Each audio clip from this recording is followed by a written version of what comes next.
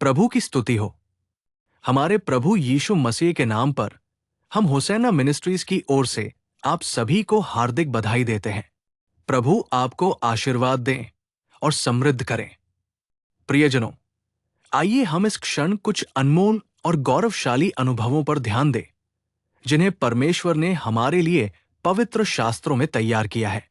क्योंकि प्रभु ने हमें दुनिया की नींव रखे जाने से पहले ही प्रेम में चुन लिया था। हमारी मां के गर्भ में बनने से पहले वो परमेश्वर है जो हमें जानता था, जिसने हमें नाम से पुकारा, और आज भी वो दयालु परमेश्वर है जो हमें पीठ थपथपाता है, हमारा मार्गदर्शन करता है, हमारा पोषण करता है, हमारी रक्षा करता है और हमें आशीर्वाद देता है। वो प्रभु जिसकी हम आराधना करते हैं। जब हम पवित्र शास्त्रों में देखते हैं तो न केवल वो आशीर्वाद लाता है, बल्कि उसने हमारे लिए और भी बहुत सी चीजें तैयार की है। उसने उन्हें छिपाया है और सही समय पर वो उन्हें हमारे सामने प्रकट करता है, खुद को वैसा ही साबित करता है जैसा वो है। हमारे आगे आगे चलता है हमारा महान नेता, हमारा महायाजक। सबसे पहले जब हम पवित्र शास्त्रों में देखते हैं तो मैं लूका के सुसमाचार अध्याय 2 पद 31 को पढ़ूंगा। ध्यान से देखो, जिसे तूने सब लोगों के सामने तैयार किया है। प्रियजनों, पद के इस भाग को देखो। ये एक महान भविष्यद्वक्ता शिमोन नामक परमेश्वर के एक बुजुर्ग व्यक्ति के शब्द हैं। जब प्रभु को मंदिर में लाया गया तो प्रभु को अपने हाथों में पकड़े हुए उसने ये सुंदर, गौरवशाली, अनमोल शब्द कहे, मेरी आंखों ने तेरा उद्धार देखा है जिसे तूने तैयार किया है। क्या ये सच नहीं है कि हमारा प्रभु ही वो परमेश्वर है जिसने हमारे लिए उद्धार तैयार किया है? आज हम प्रभु के पास कैसे पहुंचे? हम उस पवित्र नाम की आराधना कैसे कर सकते हैं? हम उसके आलिंगन में कैसे छिपे हुए हैं? ये हमारे लिए आश्चर्य की बात है। क्या ये वास्तव में मैं ही हूं जो इस पवित्र परमेश्वर की आराधना करने में सक्षम हूं? इसमें किसने योगदान दिया? इसके लिए किसने मेहनत की? इसीलिए पवित्र पौलुस कहता है, तुम अनुग्रह से बचाए गए हो। ये उद्धार अनुग्रह से हमारे पास आया। परमेश्वर का अनुग्रह। उसने हमारे बारे में सोचा और हमारे लिए ये उद्धार तैयार किया। अन्यथा आज इस संसार में सांसारिक लोगों के साथ हम गंदगी में, पाप में, श्रापों में डूबे होते।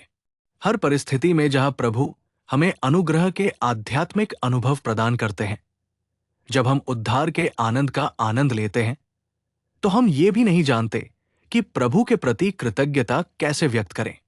क्योंकि हमारे जैसे कितने लोग संसार में नाश हो रहे हैं। हमारे जैसे कितने लोग आंसू, पीड़ा और विलाप के बीच पीड़ित हैं। भगवान ने हमें क्या अच्छाई देखी? भगवान ने हमसे इतना प्यार क्यों किया? हम समझ नहीं पाते। एक दिन उन्होंने हमारे लिए जो उद्धार तैयार किया, यहां हम उसका अनुभव कर रहे हैं। आज हम उनके चरणों के निकट जा सकते हैं और प्रार्थना कर सकते हैं। हम उन्हें पिता, प्रभु कहने में सक्षम हैं। क्या हम योग्य हैं? हमारे पास क्या योग्यता है कि हम उनके पास पहुंच पाए? बिल्कुल भी नहीं। प्यारे भाइयों और बहनों, आत्मा में हम आनंदित होने में सक्षम हैं। हम आध्यात्मिक रूप से विकसित होने में सक्षम हैं। जो भी आवश्यकता होती है, हम प्रभु के चरणों में जाने, उनसे बात करने, उनसे आशीर्वाद प्राप्त करने और आज इस आनंदमय जीवन को जीने में सक्षम हैं। इसका कारण ये तैयार किया गया उद्धार है। आज हमारी दृष्टि में ऐसे लोग हैं जो विनाश की गहराइयों में नहीं डूबे हैं, बल्कि शैतान के हाथों कुचले जा रहे खतरे के किनारों पर चल रहे हैं। लोग बहुत हैं। कमजोरी के ऐसे अनुभवों में हमें गिरने से बचाने के लिए परमेश्वर ने हमें जो उद्धार दिया है, वो कितना महान है, कितना गौरवशाली है, कितना महान है। जिस व्यक्ति ने उद्धार के उस आनंद को चखा है, वो उसकी स्तुति किए बिना नहीं रह सकता। जिस व्यक्ति ने उसके दिए गए उद्धार को पहचाना और महसूस किया है, वो उसके चरणों से दूर नहीं रहेगा। उस दिव्य दर्शन को एक पल के लिए भी नहीं भूलेगा। प्रिय भाइयों और बहनों, अपने अनुभवों में भी विचार करें कि आपके लिए तैयार किया गया उद्धार कितना महान और ऊंचा है, और परमेश्वर के वचन के अनुसार कृतज्ञता के साथ जिए। एक और श्लोक मैं पवित्र शास्त्र से पढ़ूंगा। मैथ्यू के सुसमाचार अध्याय 25 श्लोक 34। तब राजा अपने दाहिने हाथ वालों से कहेगा, हे मेरे पिता के धन्य लोगों, आओ उस राज्य के अधिकारी हो जाओ जो जगत की उत्पत्ति से तुम्हारे लिए तैयार किया गया है। श्लोक के इस भाग को देखें। जगत की नींव से ही तुम्हारे लिए तैयार किया गया राज्य, ये कितना धन्य है। हमारे माता पिता है जिन्होंने हमें जन्म दिया। उन्होंने कड़ी मेहनत की, परिश्रम किया, पसीना बहाया और खून बहाया और किसी तरह कुछ संपत्ति, कुछ धन, कुछ ताकत अर्जित करने में कामयाब रहे। और आज बढ़ती हुई तकनीक के कारण न केवल धन, विलासिता और समृद्धि आगे बढ़ती है, बल्कि बीमारियां भी थोड़ी बहुत बनी रहती है। जब हम डॉक्टर के पास जाते हैं तो वो सबसे पहला सवाल यही पूछता है, क्या आपके माता पिता को शुगर, मधुमेह, बीपी आदि जैसी कोई बीमारी थी? क्या आप इस संदेश को फ्लायर या पोस्टर जैसे प्रिंट करने योग्य या विजुअल फॉर्मेट में फॉर्मेट करना चाहेंगे? ऐसा लगता है कि वे पूछ रहे हैं कि क्या वे कोई संपत्ति छोड़कर गए हैं।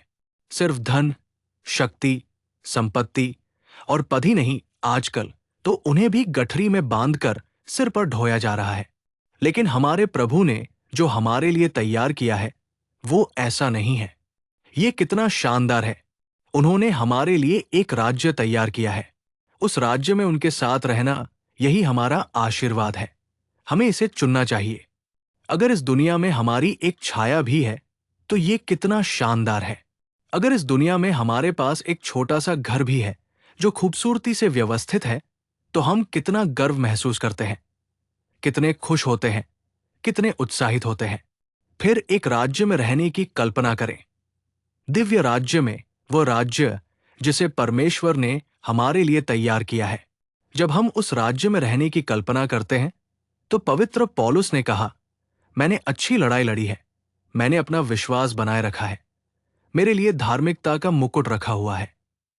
जब मैं उस दिन उनसे धार्मिकता का वह मुकुट प्राप्त करूंगा तो मेरे आनंद की कोई सीमा नहीं होगी। पवित्र पौलुस ने कहा, हमारे आध्यात्मिक पिता, ईश्वर के सेवक भाई यसन्ना भी अपने पूरे दिल से गाते थे, सारी सांसारिक बंधनों को भूलकर जब मैं आपके सामने खड़ा होऊंगा और आपके दिए गए पुरस्कारों को प्राप्त करूंगा तो मैं क्या कह सकता हूं? मेरा क्या होगा? मैं आप में खो जाऊंगा।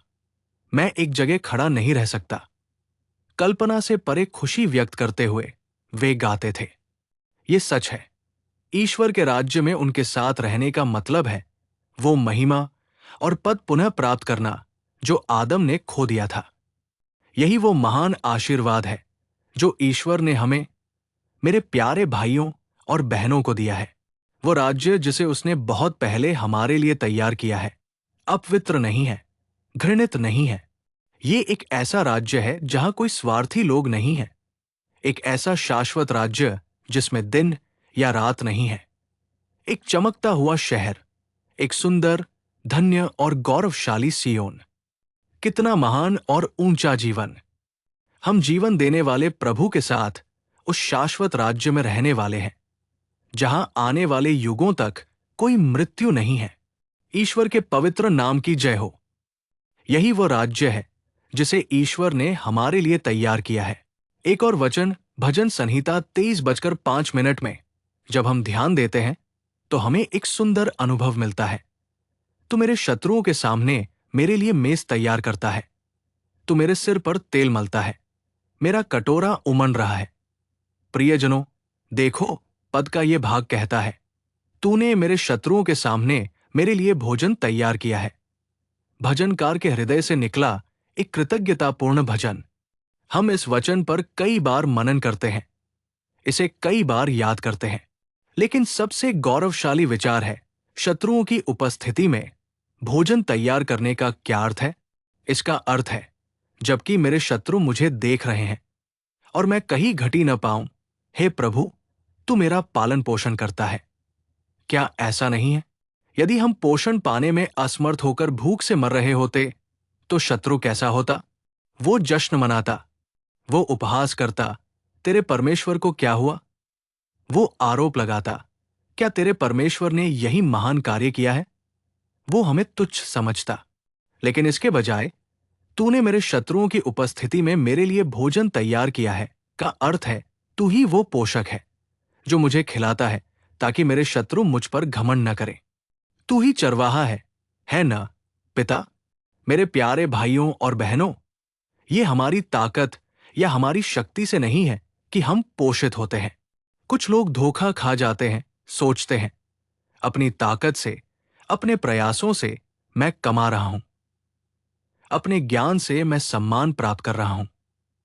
गलत। ये हमारा ज्ञान नहीं है, हमारी ताकत नहीं है, हमारी शक्ति नहीं है। आज हम स्वच्छ भोजन खाने, शांति से सोने, समाज में सम्मानित व्यक्तियों के रूप में रहने में सक्षम हैं, क्योंकि वो पोषक हमें बुद्धिमानी से कार्य करने के लिए अनुग्रह दिखा रहा है। वो हमें प्रयास करके कमाने के लिए स्वास्थ्य दे रहा है। वो हमें शक्ति दे रहा है। वो हमारे द्वारा किए गए हर काम को सफल बना रहा है। क्या वो सारी महिमा उसकी नहीं है? हम उस महिमा को क्यों चुरा रहे हैं जो उसकी है? हम उसका श्रेय क्यों ले रहे हैं? मैं बहुत शिक्षित हूं, मैं बहुत प्रतिभाशाली व्यक्ति हूं, मैं अपनी क्षमता से फल फूल रहा हूं। पूरी तरह से गलत।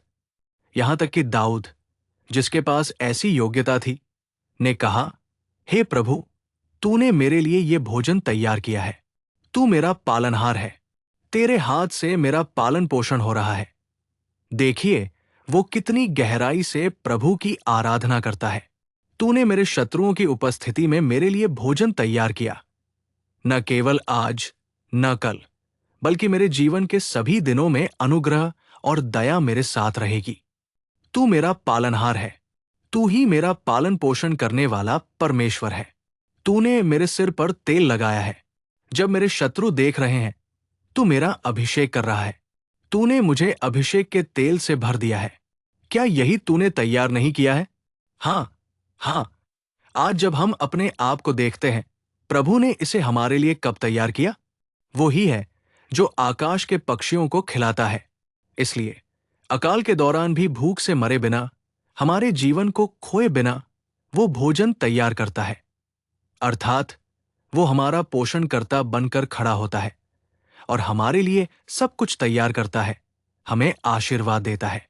हमने आज जो अनुभव किया वो केवल आज के लिए नहीं है।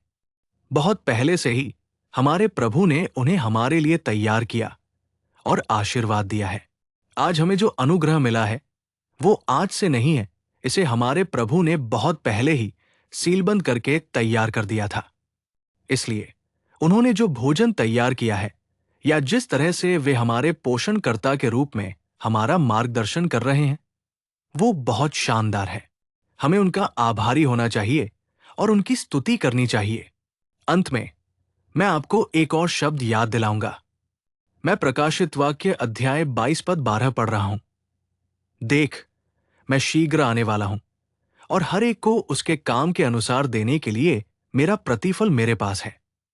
प्रियजन, देखो पद के इस भाग में, मेरा प्रतिफल मेरे पास है। उसने हमारे लिए एक प्रतिफल तैयार किया है। सचमुच आज हम जिस भक्ति का अभ्यास कर रहे हैं, भक्ति के इस मार्ग पर हम जिन कठिनाइयों का सामना कर रहे हैं, हर संघर्ष जिसका हम सामना करते हैं, उनमें से कोई भी व्यर्थ नहीं है। हर चीज के लिए उसके पास एक प्रतिफल है, एक प्रतिफल है। वो इसे देगा। वो कहता है, मैं शीघ्र आने वाला हूं। मैं वो प्रतिफल दूंगा जो मैंने तुम्हारे लिए तैयार किया है। अर्थात वो वह प्रतिफल देगा। प्रियजन, आपने प्रभु के लिए जो कुछ भी किया है, क्या आपने प्रभु के लिए परिश्रम किया है? क्या आप प्रभु के लिए निंदा का अनुभव कर रहे हैं? क्या आप प्रभु के लिए अपमानित हो रहे हैं?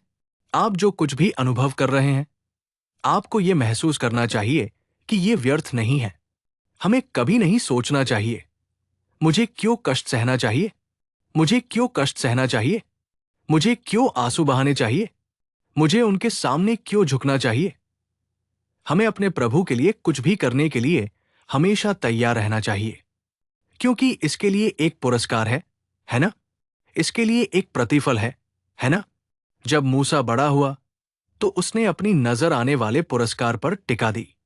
आने वाले पुरस्कार पर अपनी नजर टिकाते हुए उसने कुछ समय के लिए पाप के सुखों का आनंद लेने की तुलना में परमेश्वर के लोगों के साथ दुख सहना बेहतर समझा। ये वही शास्त्र है जिसे हम हमेशा पढ़ते हैं। गहराई से सोचें, केवल अगर मैं पीड़ित हूं तो मुझे पुरस्कार मिलेगा। केवल अगर मैं पीड़ित हूं तो मुझे भुगतान मिलेगा। अगर मैं विलासिता में रहता हूं और किसी भी दुख से नहीं गुजरता, अगर मुझे किसी भी तरह की निंदा का सामना नहीं करना पड़ता, या अगर मैं किसी भी परेशानी का सामना करने पर पीछे हट जाता हूं, तो मुझे क्या पुरस्कार मिलेगा? मूसा ने वो रास्ता चुना, वो जानबूझकर उस तरह से चला। आज हमारे दिल में भी जिज्ञासा और इच्छा होनी चाहिए कि उसने मेरे लिए एक इनाम तैयार किया है। मुझे वो इनाम मिलना चाहिए, मुझे वो इनाम मिलना चाहिए। वो जो इनाम देता है वो शानदार है, वो जो प्रतिफल देता है वो उत्कृष्ट है। जब उसने कहा कि वो सभी को उनके कर्मों के अनुसार देता है, तो हम अपने प्रभु के लिए जो कुछ भी करते हैं, चाहे वो कितना भी महान क्यों न हो, वो व्यर्थ नहीं जाता, वो एक इनाम लाता है।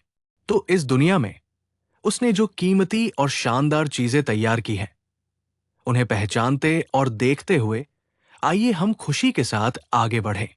प्रभु हम सभी को ऐसी कृपा प्रदान करें। आमीन। अपने सिर झुकाएं, आइए हम प्रार्थना करें। हे प्रभु, कृपा और सच्चाई से भरे हुए जीवन देने वाले, मैं आपकी स्तुति करता हूं। आपने हमारे लिए जो तैयार किया है वो बहुत शानदार है। पिता, हमें उन चीजों को पहचानने, देखने और समझने और आपका हाथ थामने और चलने की कृपा प्रदान करें। हमें बुद्धि प्रदान करें। प्रभु, आप ही वो ईश्वर हैं जिन्होंने हमारे लिए उद्धार तैयार किया है। आप ही वो ईश्वर हैं जिन्होंने राज्य तैयार किया है। पिता, आप ही वो ईश्वर हैं जिन्होंने भोजन तैयार किया है। प्रभु, आप ही वो ईश्वर हैं जिन्होंने इनाम तैयार किया है। हम जो कुछ भी करते हैं उसका प्रतिफल हमें मिले, और उस दिन आपके द्वारा दिया गया प्रतिफल पाकर हम आपके साथ युगों युगों तक राज्य में रहें। एक महान जीवन, एक महान आशीर्वाद जो आपने हमें दिया है, इसके लिए हम श्रद्धा में अपना सिर झुकाते हैं, समर्पण करते हैं और दाएं या बाएं मुड़ते नहीं हैं। हम आपका हाथ थामते हैं और धैर्य, अनुशासन, धीरज, आनंद और प्रचुरता के साथ आगे बढ़ते हैं। हमें अनुग्रह दिखाइए और हम में से प्रत्येक अपने आप को आपके हाथों में सौंपते हैं। यीशु के नाम में प्रार्थना और विनती करते हैं, पिता। आमीन। आमीन। प्रभु आपको आशीर्वाद दें और समृद्ध करें। मेरा परमेश्वर इस पूरे दिन आप पर अपनी विशेष कृपा भरपूर करे। आमीन। दैनिक अनुग्रह से भरे संदेशों और अधिक आध्यात्मिक संदेशों के लिए कृपया हमारे YouTube चैनल को सब्सक्राइब करें।